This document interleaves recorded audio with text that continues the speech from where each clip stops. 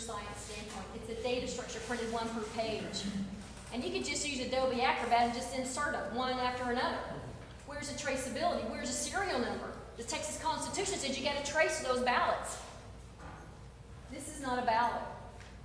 Candidates across the state for the last 13 years have known they can't get a real recount in Texas, but they didn't know what to do about it. I said, stop the presses. This is illegal. The only ballots that remain are the paper absentee, and they're tied. The 2-to-1 came into play with these things.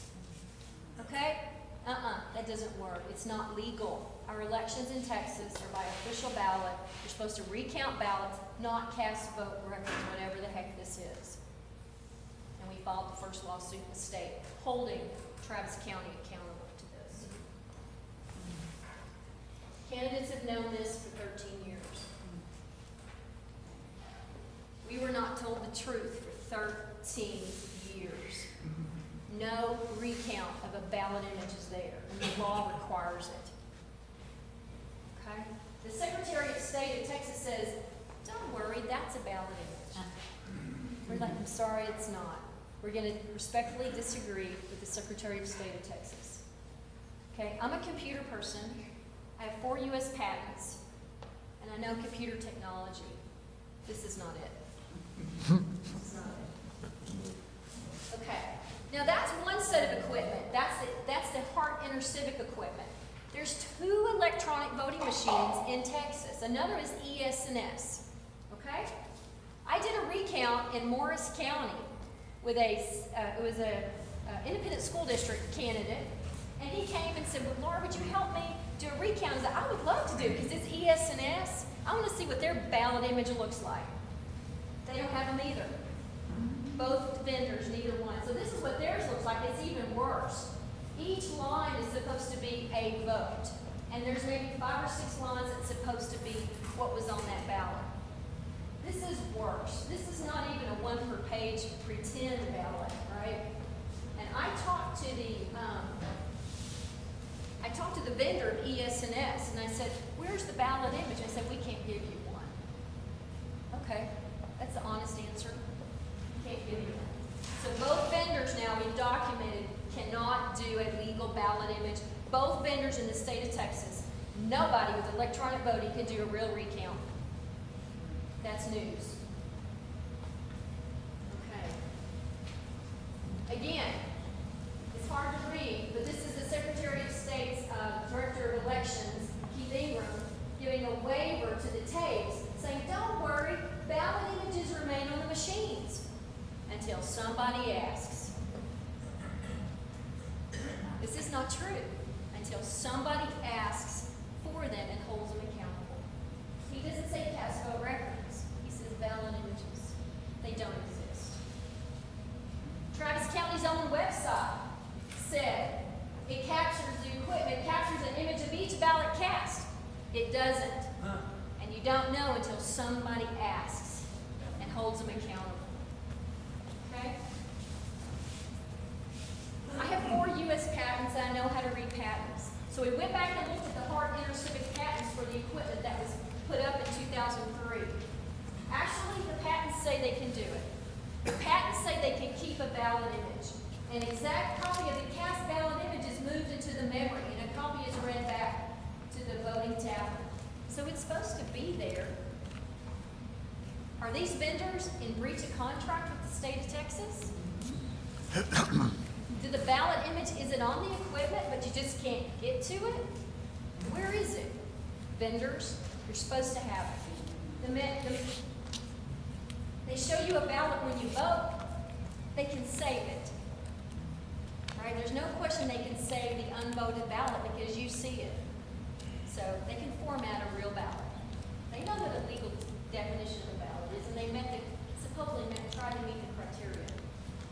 This is a Secretary of State's administrative law section, and it says, number 16, you've got to have a ballot image system and procedures for recounts.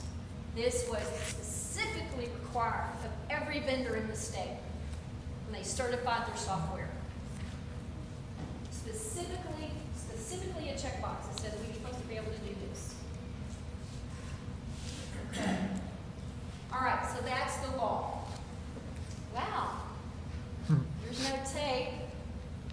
no image. So the third thing is, what does the main computer say? Okay? The tabulation, we think, was wrong. So what I want to do is walk through some of the evidence of our case. The first thing we noticed, you know how in campaigns you get early voting rolls of people who have voted, and you take them off your list? Because campaigns, you don't want to worry about block walking them or whatever, or phone banking, because they're already voted. So as a campaign, we got lists of voters who had early voted. So I did an accounting of that list by precinct with what was canvassed as the result of our election, and what we found was shocking. And early voting for the precincts on the left, the total number of ballots that were cast that were canvassed, and the total number of names on those rolls for early voting, heaven forbid, there were more ballots than names of who had voted in almost every precinct. I know math, that doesn't work. You should have the same number of names and the number of ballots. Interestingly, this is a fingerprint of a hack. When you back calculate a percent, you target a percent and you go backwards to the number of voters, you get a decimal problem. Okay? Because voters are integers. We're whole numbers. We're not decimals. So when you back force a percent that you're targeting back to the number of votes, you got a decimal problem. Okay? Don't need round up. This is a result of rounding up, we suspect, in almost every precinct. Okay, so who in here likes math? All right, I love math, and I want to walk you through this. This is a little bit of a different way of looking at a statistical analysis of our data, so just kind of bear with me on this. There were two elections. There was a general election I was in with 8 candidates total, and then a runoff, and I made it to the runoff with my opponent. In the general election, there were 8 total candidates. What I decided to do, I was sitting there one night thinking about how should I analyze this? If I were to steal an election, how would I do it? Because engineers were all kind of trained the same way, thinking kind of similarly to analyze stuff, approaches of prioritization and all that. So I said, let me try this. I'm going to ignore the 6 candidates, and I'm just going to look at me and my future opponent in that general, and look at the ratio of what he and I got relative to each other. So I did that. And I used the 80-20 rule. Anybody heard of the 80-20 rule? In engineering, where you focus on the big hitters, 80%, you ignore the rest. So what I did, I found the precincts where 80% of the voters voted, and ignored the other precincts. It was about 9 of them out of 18. So these 9 precincts, and I looked at my votes, what they reported I got, and my opponent, and I did the sum of those two, and I did my ratio to that, ignoring the 6 other candidates. It's a little bit different way to do it, okay? But that's what came to me in the top 80% of the precincts. In the runoff, my votes supposedly, and his votes, and the total, and my ratio to that, what we noticed was shocking. 3 precincts stayed exactly the same percent. And voters had traded out in the runoff. And the number of voters are way different in each case, but the percent stayed constant. You don't get that. That doesn't make sense. So I had a statistician say, do this, Laura. Plot on the x-axis what you got supposedly in the runoff, and then on the y-axis what you got in the general, and do a correlation curve and see which is